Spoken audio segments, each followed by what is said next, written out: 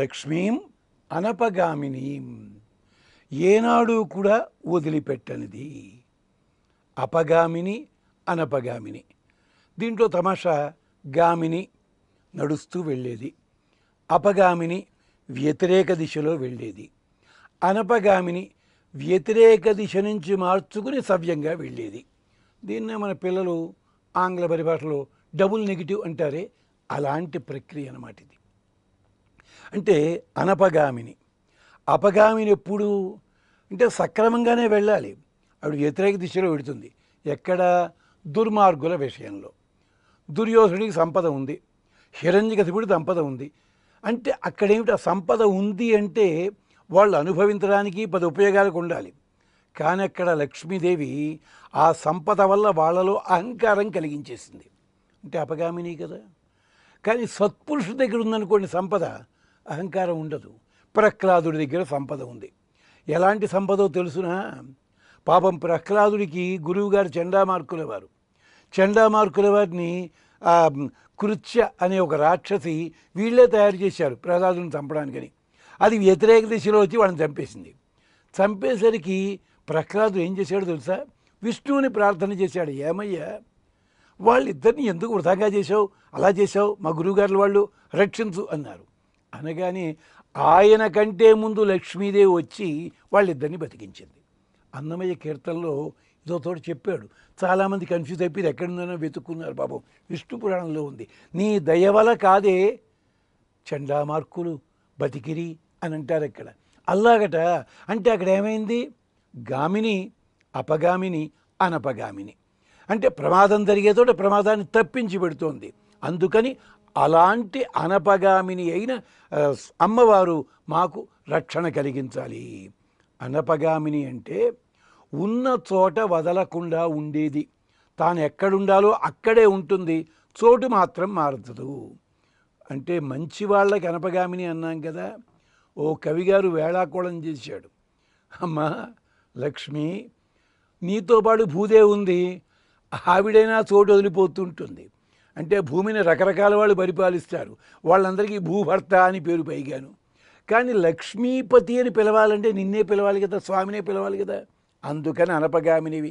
ఎంచేతంటే భూదేవత కంటే నువ్వు ఎందుకు గొప్పతనవో తెలుసా?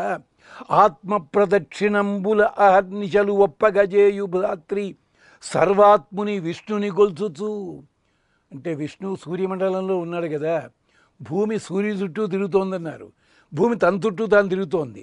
ఈ సైంటిఫిక్ విషయాన్ని కవిగారు ఎంత అందంగా చెప్పాడు చూడండి. భూమిట ఆత్మ ప్రదక్షిణ చేస్తోందట, చేస్తూ భగవంతుడి ప్రదక్షిణ చేస్తోందట. మనం గుళ్ళలో చూస్తుంటా కదా ఒక ప్రత్యేక ప్రదక్షిణ, తమంతట తాము తిరుగుతూ గుడి చుట్టూ తిరగడం. ఇలా తిరుగుతూ ఏం చేస్తోంది? అనంత చరాచరమాత అయ్యే, అందరికీ కూడా తల్లిగా మారింది ఆ ప్రదక్షిణ కారం చేత. విశ్వాత్ముని వక్షమందు హృదయంబుపైన్ నెలకొన్న నీవు సాక్షాత్తు మధుమూర్తివై. ఇది నీ గొప్పతనము. ఆవిడైనా పక్కకి వెళ్ళింది, నువ్వు మాత్రం ఏనాడు వదలటల్లా. ఆయన హృదయంలోనూ ఉన్నావు, ఆయన హృదయం మీద ఉన్నావు, మధుమూర్తివయ్యావు. సుఖ విశాల విలాసము కావ్య మాధవి నువ్వు. అందుకని ఇలాగ మాకు రక్షణ కలిగించేదానివి. నిత్యానపాయని. అలాగే నేను అనపాయని అని చెప్పింది అమ్మవారు లక్ష్మీతంత్రంలో ఒకతోట. స్వామిని ఎప్పుడూ వదిలిపెట్టి ఉండనంటూ భానాం యువగతాం కాంతి సీతే రశ్మే సదా తదా శక్తి శక్తిమతో విష్ణో స్థితాహం అనపాయని. నేను స్వామిని వదిలిపెట్టి ఉండను అంటే దానికి ఉదాహరణ చెప్తోంది ఆవిడ. సూర్యకాంతి లోపల కిరణాలు ఉంటాయి కదా, కిరణము లోపల కాంతి ఎలా ఉంటుందో నేను అలా ఉంటా. అదే పద్ధతిలో చల్లదనం ఉంది, ఆ కిరణముల లోపల చల్లదనం ఎలా ఉంటుందో అది నేనే. శక్తివంతుడికి లోపల శక్తి ఎలా ఉంటుందో ఎప్పుడూ నేనే. అలాగే విష్ణువు యందు నేను ఎప్పుడు కూడా అనపాయని, ఎప్పుడు వదిలిపెట్టను. వెంకటాధ్వరి ఇదే చెప్పుకుంటూ భగవత ప్రతిఘో హృది మాస్మభూత్.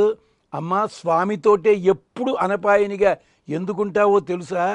మేము చేసే తప్పులన్నిటికీ స్వామి ఒక్కొక్క దానికి ఒక్కొక్క శిక్ష వేసి నరకంలో పారేస్తానంటాడు. అలాంటిది జరగకూడదని సముదయాత్ వృజినేషు జనేషు ఇతి, మేము చేసే పాపాలన్నీ చూస్తాడని చెప్పి అవహిత జగదంబ హితాయ నహ హృదయేమవేవ హరే అధితిష్టతి, మాకు హితం కలిగించడం కోసమే నీవు నిత్యానపాయనిగా ఉన్నావు, స్వామిని ఎప్పుడూ కూడా వదిలిపెట్టటం లేదు. ఇదే సీతాదేవి కూడా రావణాసుడితో చెప్తుంది. ఏమిటి? అనన్యా రాఘవేణాహం భాస్కరేణ ప్రభాయధ విష్ణోహో శ్రీ అనపాయని. విష్ణు పురాణం కూడా ఇదే మాట చెప్పింది, సీతమ్మ చెప్పింది. అనపాయని అంటే మన అపాయములు తొలగించడం కోసం స్వామితో కూడి ఉండేది.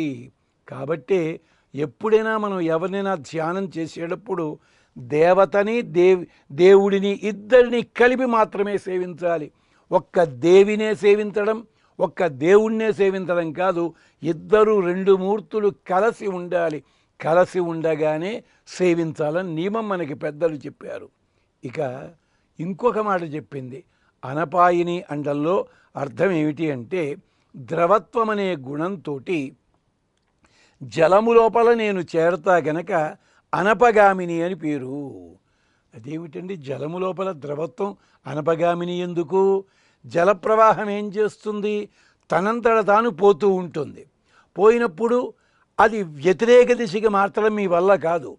అలాంటిది మధ్యలో ఏదో పెద్ద బండరాయో ఏదో వచ్చింది, గామిని కాస్త ఏమవుతుంది? అపగామిని అవుతుంది, వెనక్కి వస్తుంది. వెనక్కి రావడం కాదు, మళ్ళీ కాస్త ఖాళీ వచ్చింది, మళ్ళీ అటు పోతోంది. అంటే నీరు పల్ల మెరుగు నిజము దేవుడెరుగు అంటే ఇదనమాట. అంటే జలమునకు ఆ ప్రవహించే లక్షణం రావాలన్నట్టయితే నేను దాని లోపల చేరా గనక అనపగామిని అని నా పేరుందయ్యా. ఆ జలము పరమాత్మ, ద్రవత్వం అన్నది నేను. అంచేత జలం అంటే పంచభూతాలకి సంకేతము. వాటి లోపల ఆయా ధర్మములున్నాయంటే ఎప్పుడూ కూడా నేను వదిలిపెట్టి ఉండను గనక అనపాయని. ఇది దీనికి ఒక అద్భుతమైన కథ ఒకటి ఉంది. జరిగింది ఏమిటంటే, లక్ష్మీతంత్రంలో చెప్తారు, వశిష్ఠ విశ్వామిత్రులకి మధ్య గొడవ అయినప్పుడు వశిష్ఠుల వారు జపం చేసుకుంటూ ఉండగా విశ్వామిత్రుల వారు తన వాగ్వైభవాన్ని నదిగా మార్చాడు. నదిగా మార్చి వశిష్ఠుణ్ణి ఆ నీటి లోపల ప్రవాహంలో తీసుకుపోయేలా చేశాడు. అపోవాహ వశిష్ఠం తం సత్యసంధా సరస్వతి. సత్యవాక్పాలకుడైన ఆ విశ్వామిత్రుని కారణం చేత సరస్వతిగా మారి వశిష్ఠుణ్ణి తీసుకుపోవడం ప్రారంభించింది. వెంటనే ఋషులంతా ప్రార్థన చేశారు. వశిష్ఠుల వారి శిష్యగణము, వశిష్ఠుల వారి అభిమానగణము, సత్యే సత్యప్రియే పాహి వశిష్ఠం శాత్రవాత్. ఏమిటమ్మా వాళ్ళిద్దరు గొడవైతే అని శాపం ఏదో పెట్టుకున్నాడు, అయిపోయింది, ఇలా చేస్తావేమిటమ్మా, రక్షించవమ్మా వశిష్ఠుల వారిని. బ్రహ్మమానసపుత్రుడు ఆయన వశిష్ఠుడు ఇంద్రియములన్నీ కూడా తన వశంలో అట్టే పెట్టుకున్నవాడు తల్లి, ఇలా చేస్తావేమిటమ్మా అంటే, సాహం సరస్వతీ భూత్వా తం అపోవాహ శాత్రవాత్. అప్పుడు ఏం చేశాను? మామూలుగా నేను గామినిని, అతన్ని తీసుకెళ్ళడానికి అపగామిని అయ్యాను, అప్పుడు అనపగామిని అయ్యాను, మళ్ళీ వెనక్కి తీసుకొచ్చా. అందుకని ఋషయో నామచక్రుహుమే తదాహి అనపగామిని. మనకి తెలియని ఎన్నో వందల వేల రహస్యములన్నీ కూడా గ్రంథములలో ఉన్నప్పుడు వాటిని సాధించుకోవాలంటే ఏదో శ్రమ చేయాల్సి ఉంటుంది.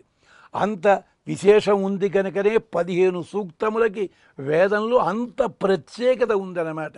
ఎక్కడా కూడా ఏ ప్రత్యేకత లేకుండా దేనికి ఒక గౌరవాన్ని ఇవ్వము. మనకి లోకంలో ధనము మరొకటి చూసి గౌరవాలు ఇచ్చుకుంటాం. వేదవాక్యాలకు అలాంటిది కాదు.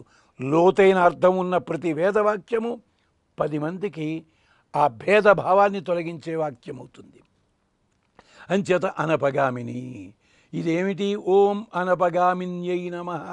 ఈ నామాన్ని మనం శ్రద్ధగా జపించినట్టయితే ఆపదలు నివారించబడతాయి.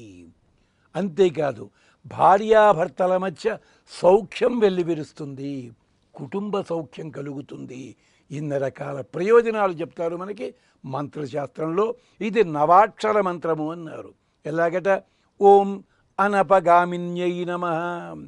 శత్రుబాధ నిరసనము, సంపదల ప్రాప్తి, భార్యాభర్తల అనురాగము, ఇన్ని లక్షణాలున్నాయి ఈ మంత్రము లోపల అని చెప్తూ అంటాడప్పుడు, అమ్మా నిత్యానపాయిని అనపగామిని, నీవున్నావనే ధైర్యంతో నేనేదో చిన్న చిన్న పొరపాటు చేసుంటానమ్మా, నన్ను రక్షించు అని అంటున్నారు ఈ సూక్తంలో.